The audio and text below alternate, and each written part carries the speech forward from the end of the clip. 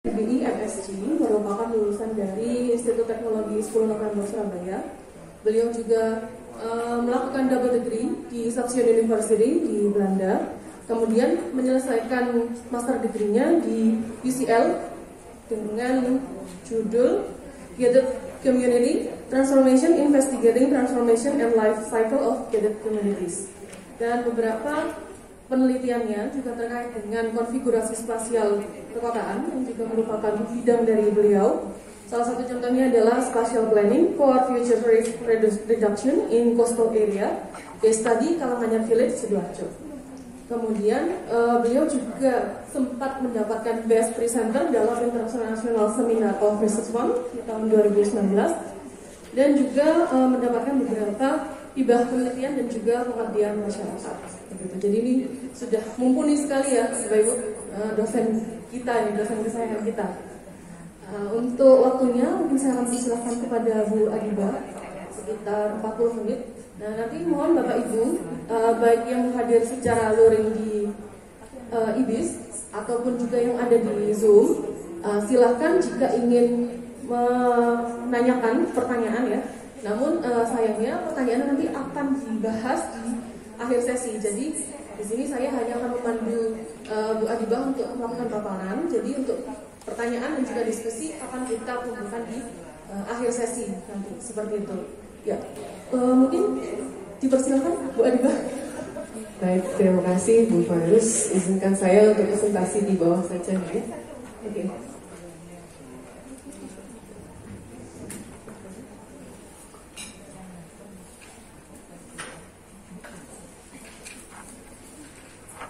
Baik, nanti saya mohon bantuan panitia untuk mungkin next slide-nya. Tapi sih saya butuh volunteer. Baik, selamat pagi dan assalamualaikum warahmatullahi wabarakatuh. Mungkin saya ucapkan terima kasih kepada seluruh panitia Mas Ashan telah memberikan saya kesempatan untuk mungkin saya berbagi di sini ya terhadap pengetahuan yang saya miliki sampai saat ini.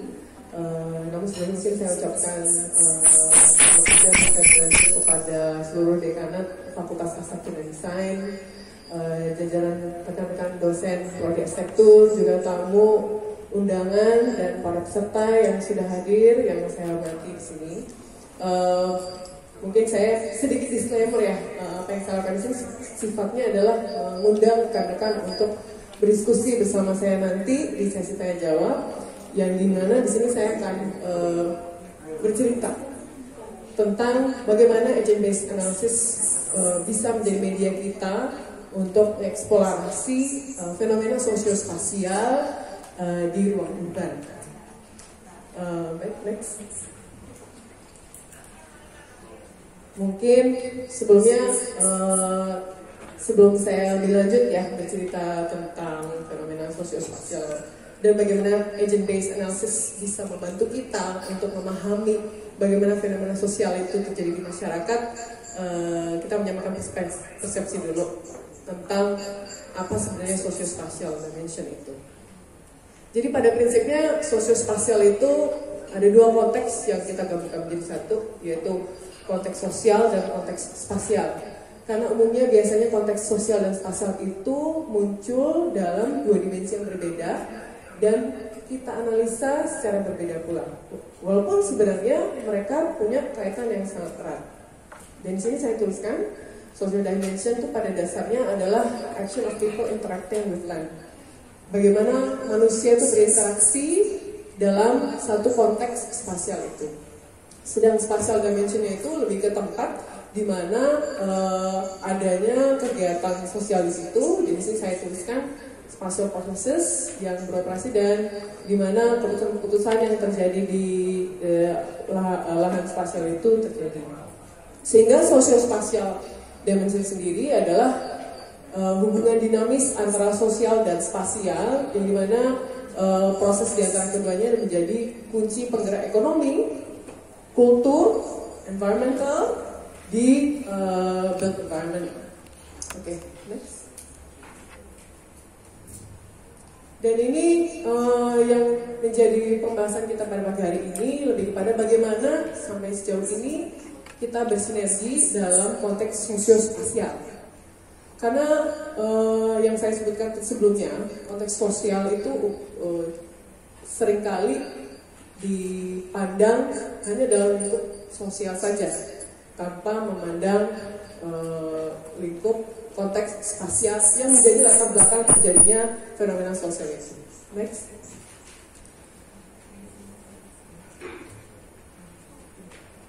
Next.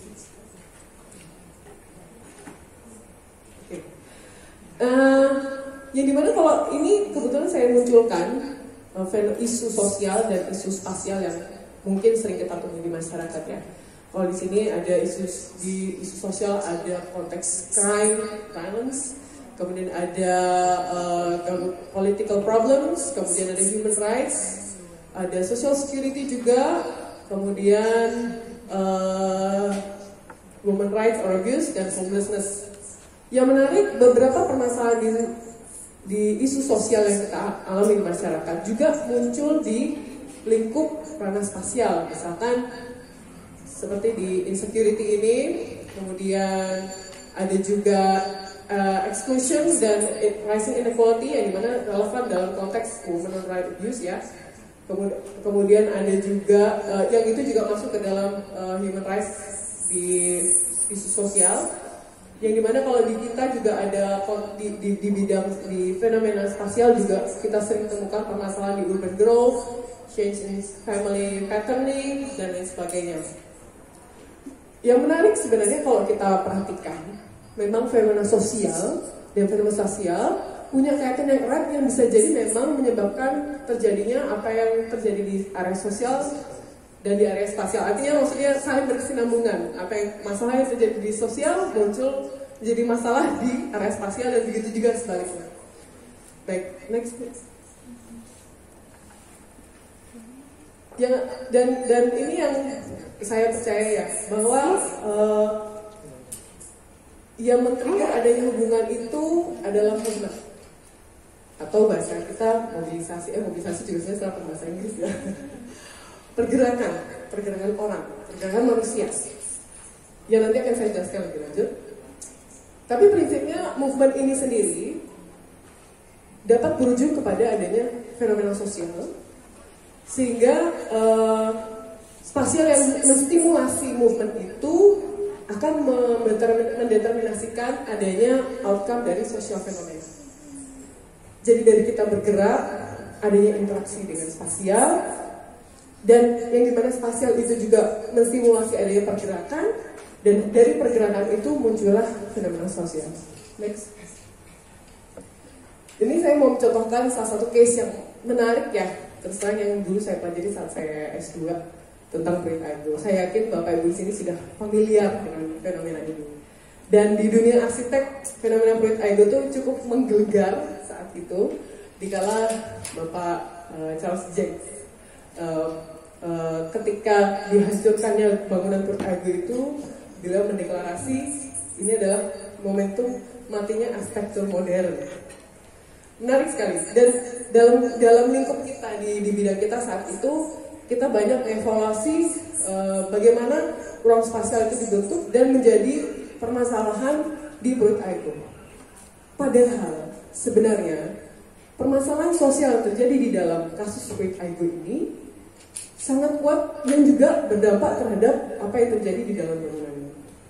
Oh, mungkin perlu saya ceritakan sedikit ya bagi yang belum mengetahui tentang Pruitt Igoe. Jadi Pruitt Igoe ini adalah seperti rumah sosial atau rusun begitu yang dibangun di St. Louis di Amerika, dan itu dibangun pasca Perang Dunia Kedua. Dan latar belakang dibangunnya Pruitt Igoe ini adalah memang pasca Perang Dunia Kedua, pemerintah mencoba untuk mensuplai pemukiman bagi penduduknya yang habis pulang dari perang, kurang lebih seperti itu. Jadi berusaha mereka mencoba merecover ekonominya dengan memperbaiki dalam tanda kutip kondisi ruang urban yang mereka miliki dengan membangun Pruitt Igoe. Bahasanya mereka tuh invest gitu. investasi kepada bangunan ini dengan harapan masyarakat bisa bermukim di situ dan juga ada pemasukan untuk kota ini. Sayangnya seperti halnya rusun pada umumnya, dibangunkannya Proyek Aigo ini adalah dengan mendemolish area pemukiman kumuh juga. Gitu. Dengan konteks mirip seperti yang di Indonesia, dengan konteks mereka yang sudah dihancurkan rumahnya begitu, diberikan kesempatan untuk tinggal di dalam rusun, memperbaiki kualitas kehidupannya dan memiliki hunian yang lebih layak, rasanya seperti itu. Namun yang terjadi adalah tidak selang kurang lebih 20-an tahun, kalau saya tidak salah ingat, bangunan ini sudah dihancurkan karena dianggap menjadi pusat kriminalitas di kawasan Saint Louis. Bangunan ini dianggap proyek gagal. Dan waktu itu di dunia aspek ada beberapa evaluasi terkait sistem bangunannya ya. Yaitu pertama untuk menghemat listrik saat itu, lift itu berhenti di skip 2 lantai kalau nggak salah. Jadi pada di lantai 1, lantai 4, lantai 4, 5, 6, 7. Konteksnya seperti itu. Itu dianggap membuat orang memiliki less desire untuk tinggal di rumah itu sehingga mereka banyak yang meninggalkan pemukiman itu. Namun sebenarnya yang terjadi adalah pada saat itu era Proyek Aigo ini dibangun, itu adalah era di mana terjadinya deurbanisasi, yaitu dikala ada campaign untuk tinggal di village, rural area, pedesaan lah saya seperti itu. Yang dimana saat itu developer lagi seneng-senengnya bikin kota satelit, kurang lebih gitu. Kalau teman-teman pernah dengar tentang kota satelit ya, prinsipnya adanya hunian pemukiman di area luar gitu, yang dimana harapannya itu di situ masyarakat memiliki kualitas pemukiman yang lebih baik karena jauh dari tempat industri yang saat itu memang kota perindustrian itu ditempatkan di tengah kota, polusinya sangat tinggi, dan memang saat itu awareness tentang urban planning masih kurang baik ya. Jadi industri ada di tengah kota, begitu juga dengan pemukimannya, polusi, macet, tidak sehat, sehingga campaign itu sangat berjalan dengan baik. Akibatnya masyarakat banyak yang memilih untuk keluar, terutama warga kulit putih, memilih untuk pindah keluar dari Saint Louis. Populasi Saint Louis turun drastis, sehingga industri pun ikutan pindah. Warga kulit hitam yang tinggal di Proyek Aigo, kemudian ketika mereka mencoba untuk membayar sewa, mereka tidak mampu karena tidak punya pekerjaan. Saat mereka mau melamar bekerja pun, kala itu rasisme masih sangat tinggi. Mereka tidak bisa mendapat pekerjaan. Sudah terbatas lapangan pekerjaannya karena industri sudah pindah. Mereka kena konteks rasial juga. Long short story, akhirnya tidak bisa di-maintain bangunannya. Ada banyak permasalahan lain, kasus-kasus yang mungkin rekan-rekan nanti bisa nonton di video dokumentasi ya, namanya Proyek Aigo Myth. Bagus sekali dokumentasinya. Dia bercerita dalam sudut pandang si penghuninya. Akhirnya didemolish, dianggap sebagai proyek gagal. Nah, dari sini sebenarnya kita belajar banyak ya, betapa permasalahan spasial itu bisa jadi mulai dilatar belakangi oleh permasalahan sosial. Kalau kita berbicara permasalahan spasial itu adalah konteks perkembangan kawasan ke area rural area, kemudian konteks sosialnya itu adalah bagaimana itu juga berdampak kepada penghasilan mereka secara ekonomi dan kebudayaan yang tercipta di dalamnya. Next. Sehingga di era sekarang kita pun bertanya-tanya ya, dan kita berharap kurang lebih seperti itu. Apakah fenomena sosial itu sebenarnya dapat kita prediksikan atau kita perhitungkan? Dan bagaimana kita dapat memprediksi fenomena sosial itu dari kondisi spasial? Karena pada dasarnya sebenarnya sosial dan spasial itu masih dinilai secara kualitatif. Kalau kita memprediksi sesuatu, tentunya itu sesuatu harus yang apa namanya ya, kuantitatif lah, namanya prediksi ya, artinya harus ada pattern yang muncul di situ yang bisa kita tuangkan sebagai suatu bentuk prediksi. Next. Oke, next. Oke. Maka di sini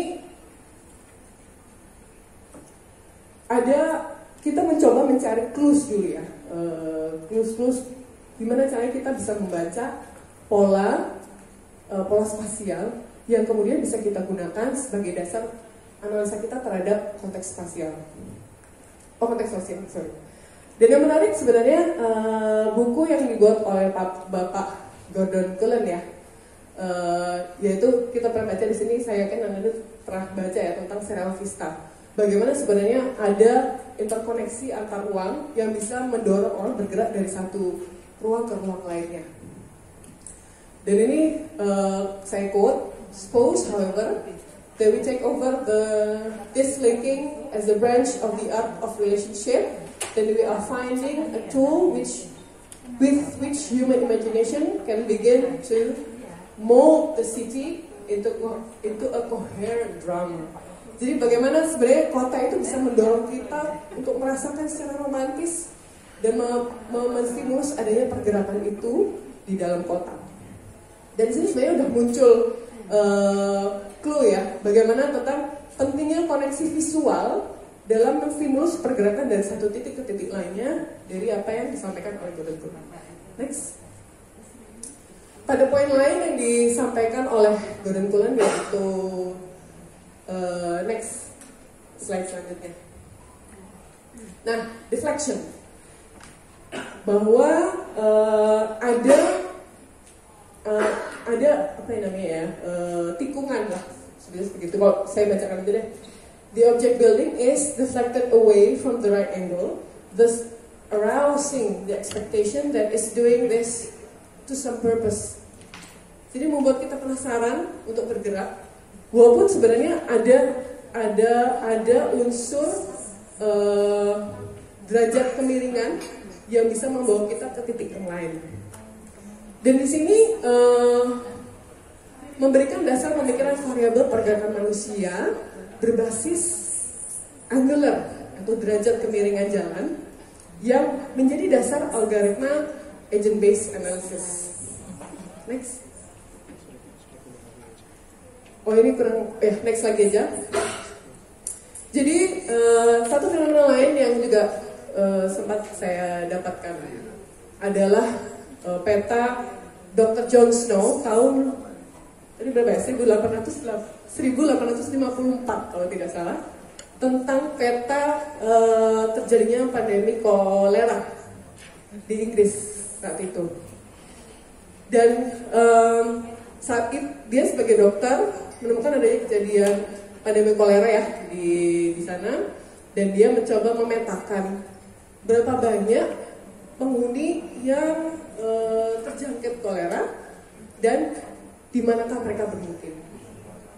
Data ini berbicara banyak sekali tentang bagaimana spasial itu bisa menjadi clue kita menghadapi fenomena sosial yang ada di masyarakat. Ini kalau cara membaca petanya ya, jadi ada si Bapak John Snow, dia membuat beberapa garis-garis di sini mengindikasikan jumlah masyarakat yang terjangkit kolera dan terkonsentrasi di titik ini.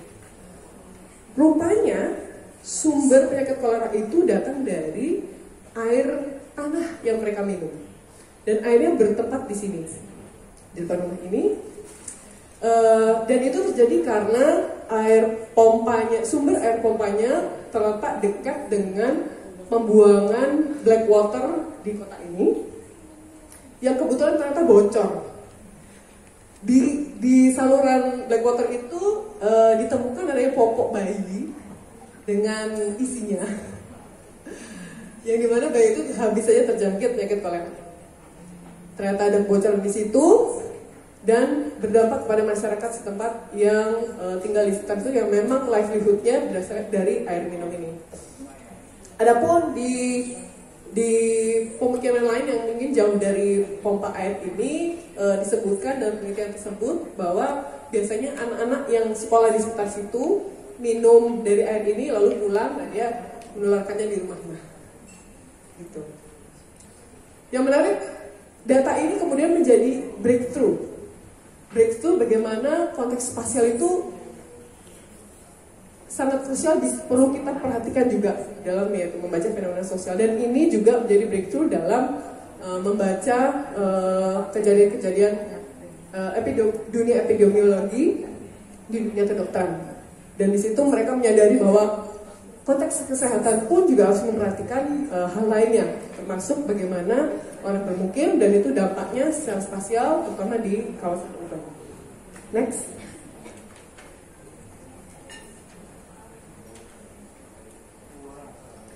Oke, next. Nah, dari apa yang kita temukan tadi, ya, memang ada beberapa pola yang bisa muncul dan kita pelajari ya, dari Gordon Cullen sampai apa yang dilakukan John Snow. Sehingga agent-based modeling itu mencoba, agent-based analysis mencoba mensimulasikan dalam algoritma yang dapat membaca bagaimana sebuah pola manusia bergerak itu terhubung dengan fenomena sosial yang ada di sekitarnya. Jadi dan konteks agent based ini tidak terlepas dari fenomena sosial yang ada di dalam. Jadi bukan berarti itu terlepas sama sekali sama konteks sosial, tidak. Justru apa yang terjadi di agent based modeling ini terhubung sama teori sosial dan bagaimana logical statements itu menjadi dasar untuk membuat algoritma pembacaan data statistik di agent based modeling. Next. Secara general ini pernah dilakukan oleh peneliti di Swiss. Contohnya adalah ketika mensimulasikan pergerakan pada saat emergency evacuation.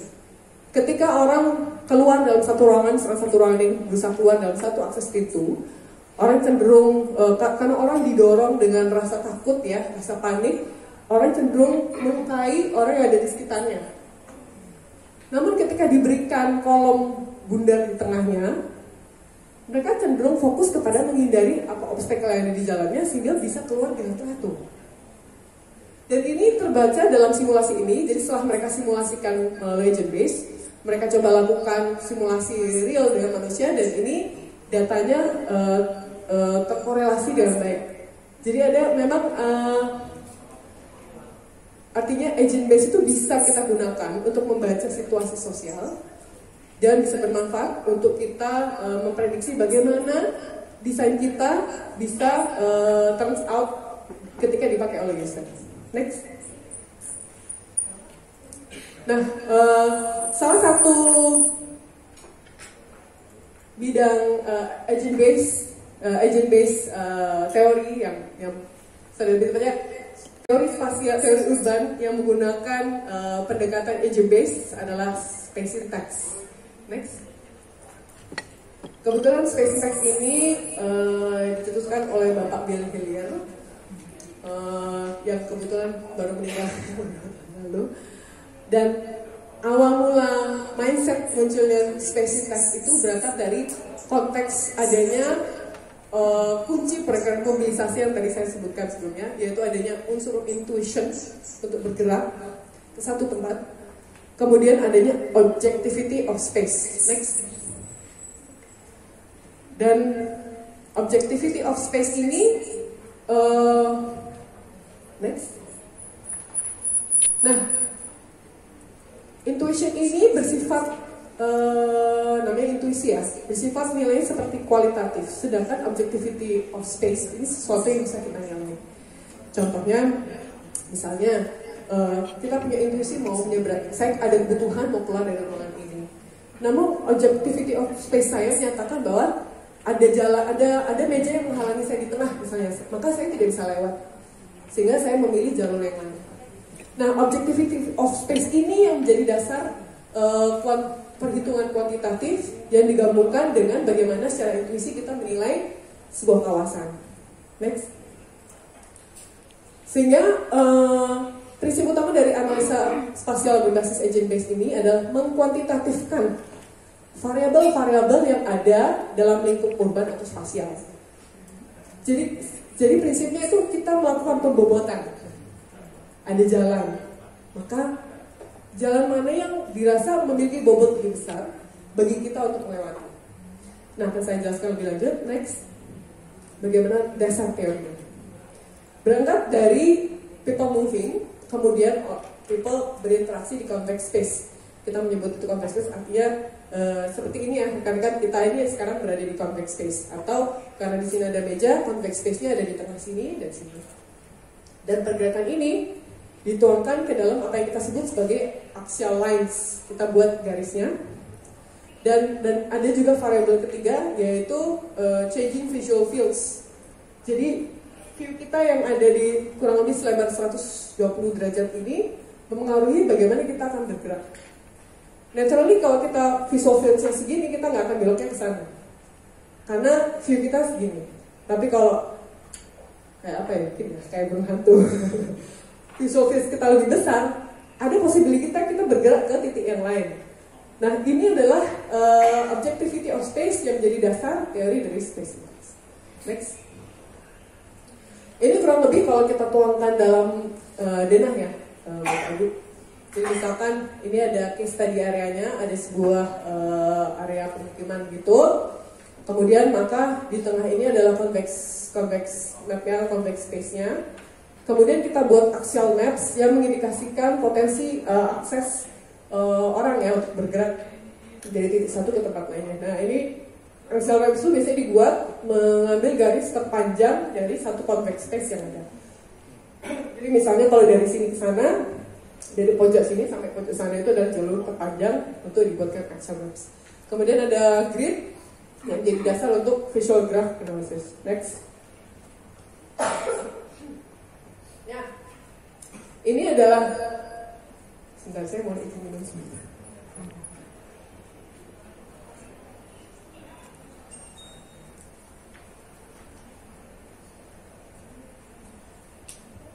Nah, ini saya coba simulasikan sedikit ya. Contohnya sebuah dua jenis path A dan B. Pada dasarnya mereka sama, yang membedakan adalah aksesnya. Yang satu memiliki dua akses dari depan, yang satu dari tengah. Next. Kemudian masing-masing ini memiliki nodes ya, atau kayak poin titik di mana convex space itu berada. Dan pada dasarnya mereka memiliki titik yang sama, yang akan kemudian kita akan mengamati titik A, E, B, dan C. Next. Nah, kemudian ketika kita membuat jalur apa yang terjadi di dalam masing-masing jalur ini, ada perbedaan pola jalur yang terjadi karena memang ada perbedaan akses. Path A itu menjadi bercabang di depan, kemudian bertemu di A di tengah. Sedangkan kalau path B kita bisa langsung mengakses A dari depan masuk ke tengah. Next. Nah, dari sini sebenarnya mengindikasikan pembobotan pergerakan dari satu titik ke titik lainnya. Artinya begini, ketika orang masuk dari path A, ketika orang mau masuk ke titik B, dia harus melalui 3 step. Step 1 dari depan, 2, 3, 4 step. Sedangkan kalau misalkan path B, dia juga 4 step, dia juga melalui 4 step. 1, 2, 3, 4. Mungkin kalau kita kasih pembeda yang A aja deh. Yang A, untuk mengakses ke A, kita harus melalui 4 steps, yaitu 1, 2, 3, 4. Sedangkan kalau di path B, dia hanya 2 step saja. Artinya, ada unsur kedalaman ruang yang harus dilalui orang tersebut untuk sama-sama mengakses A dengan pola jalur yang berbeda. Dan ini menimbulkan pembobotan yang berbeda pula. Next. Nah, ini kurang lebih ilustrasinya kalau misalkan kita gunakan di ruang urban, ya mungkin masih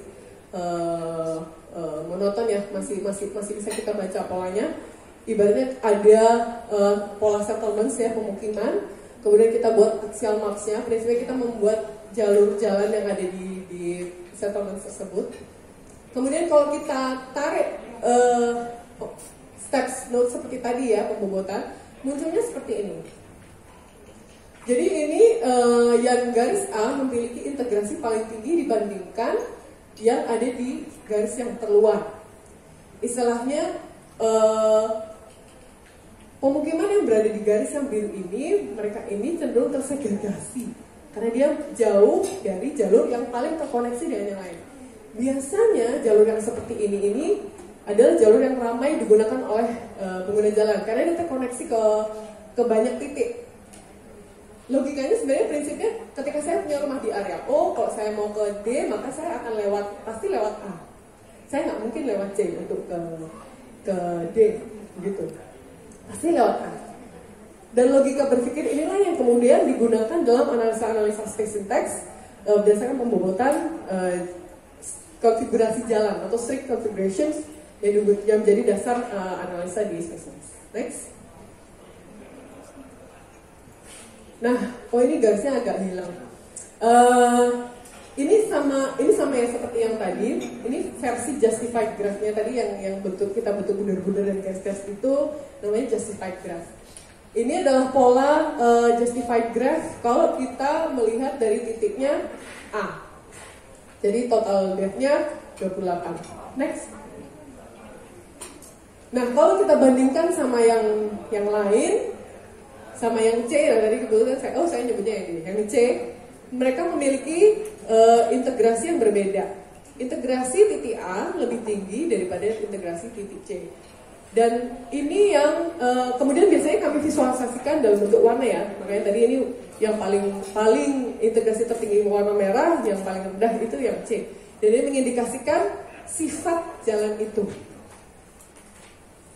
Seperti yang saya sebutkan tadi, biasanya kalau jalan A yang merah itu maka dia ramai, kalau yang biru dia sepi. Maka ketika kita merespon hal seperti ini, sebagai desainer kita membaca, atau sebagai investor perkotaan ya, kita membaca. Maka kalau kita mau invest dalam sebuah kawasan perkotaan, tentunya kita akan meletakkan area komersial di jalur A. Konteksnya seperti itu. Next.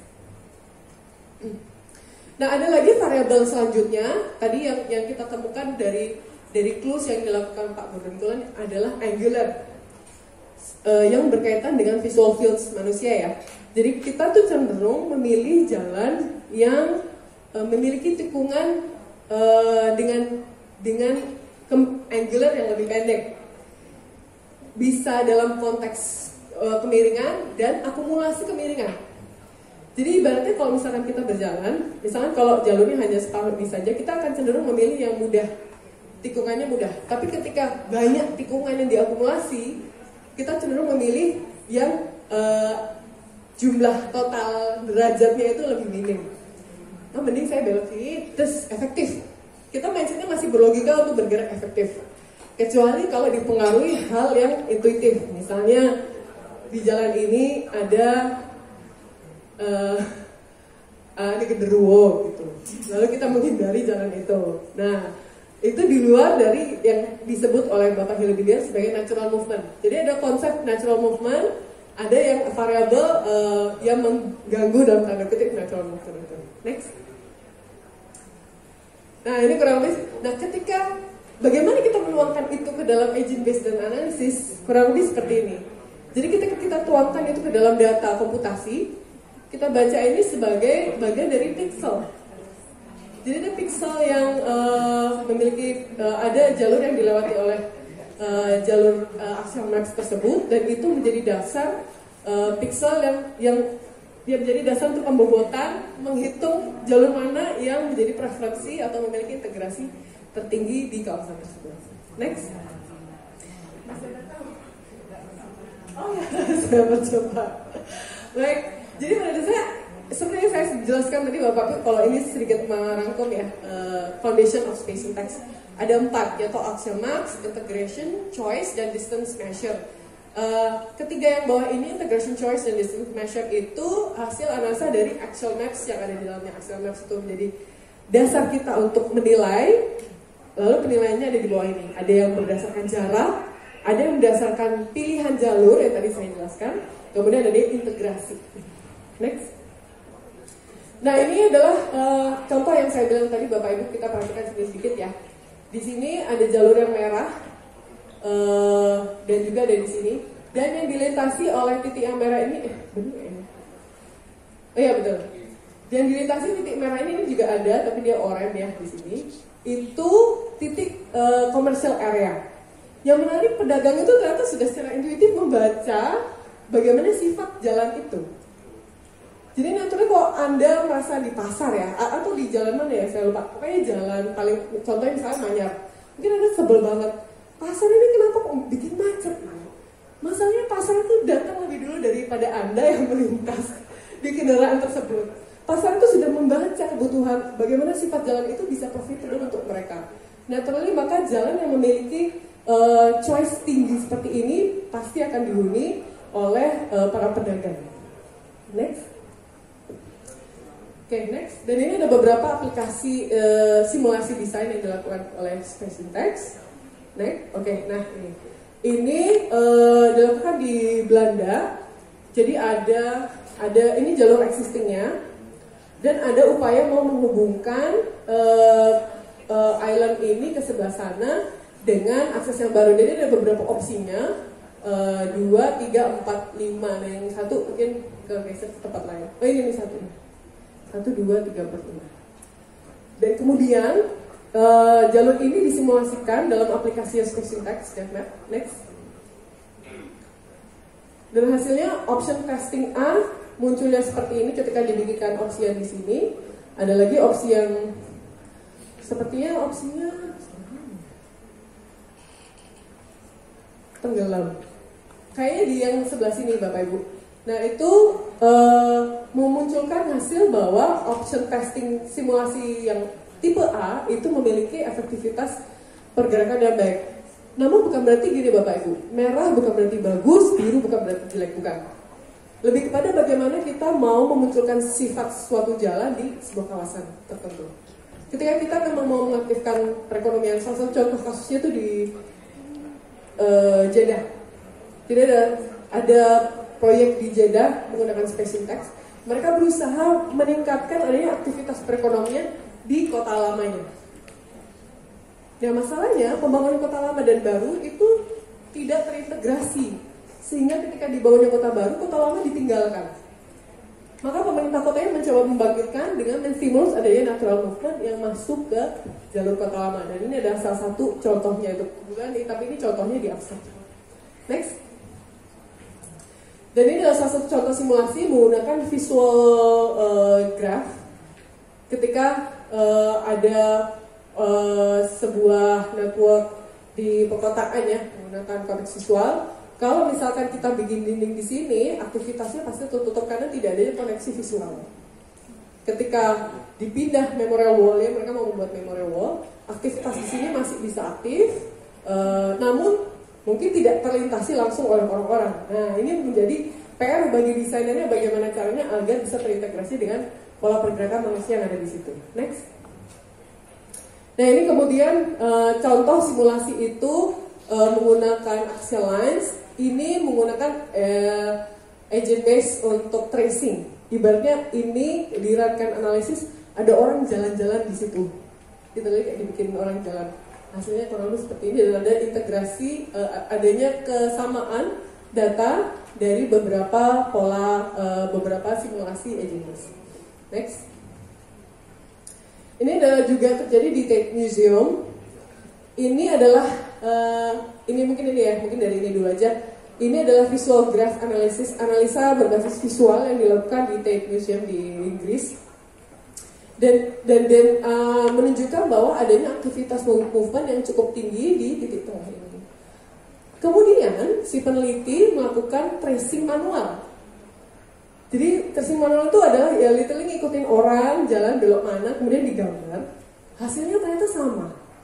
Banyak aktivitas yang terjadi di titik tengah, masih ada aktivitas pergerakan di pinggir, tapi karena visual connection-nya rendah, orang tidak tertarik untuk ke pinggir. Kecenderungannya masih di area sini. Kurang lebih seperti itu. Next. Dan ini adalah case, insya Allah saya bercoba. Ini case di Trafalgar Square. Jadi ini adalah existingnya Trafalgar Square di Inggris. Mereka kebetulan ada dinding di sini dan aktivitasnya cukup sepi. Next. Ketika dianalisa existingnya, aktivitas movementnya di tengah parkir masih rendah. Ini secara agent base dilakukan seperti ini, kemudian dilakukan tracing, hasilnya serupa. Memang orang cenderung melintas di pinggir, tidak melintasi di tengah. Diamati koreksi visual dan movement choice-nya masih rendah di titik ini. Maka dilakukan modifikasi, next. Desain dengan menjebol dinding belakang dan menggunakan area ini sebagai area pedestrian. Dan ini adalah simulasi awalnya. Setelah disimulasikan pola desainnya, diprediksikan orang akan melintas dengan baik di area ini. Dan setelah dibangun, di tracing ulang, hasilnya seperti ini. Hasilnya muncul adanya keserupaan data dari hasil yang disimulasikan. Next. Dan inilah hasil akhirnya setelah dijebol. Dan ini jadi ada jalan mobil ya di belok X tadi, memang ada movement mobil di sini. Sekarang digunakan hanya untuk pejalan kaki aja. Next. Ini adalah variabel lain yang masih diteliti lebih lanjut dalam bidang space syntax dan agent base, dan masih banyak variabel yang memang perlu kita masukkan dalam movement, dalam membaca fenomena sosial spasial, karena memang banyak sekali variabel yang berpotensi muncul di situ. Dan ini adalah salah satunya yang masih terus diteliti, yaitu lightings. Jadi ada simulasi berbasis aksial yang ada di atas digabungkan dengan hasil pembacaan lumens di jalannya dan adanya integrasi dari kedua data tersebut. Next. Ya, insya Allah itu saja yang dapat saya sampaikan. Semoga nanti bisa menjadi bahan kita diskusi di sesi tanya jawab. Terima kasih.